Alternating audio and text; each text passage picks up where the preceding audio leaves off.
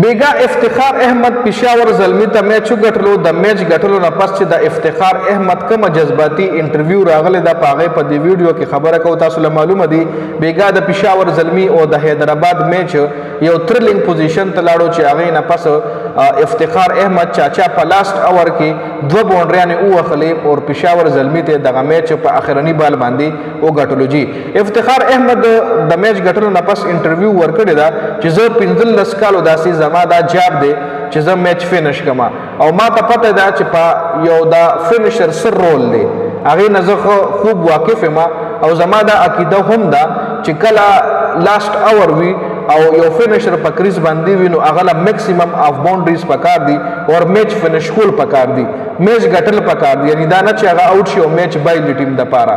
او چې ته یو فینشر یې لکه افتخار احمد دا ویلي دي چې یو کلاړي یو فینشر وي یعنی فینشر هغې له ویله کېږي چې کوم اننګز اختتام کوي. نو چې یو کلاړي یو فینشر وي نو د هغه رول دا وي چې هغه د خپل ټیم دپاره میکسیمم آف باونډریز ولګوي په اخرني اور کې یا په اخرني ټیم کې.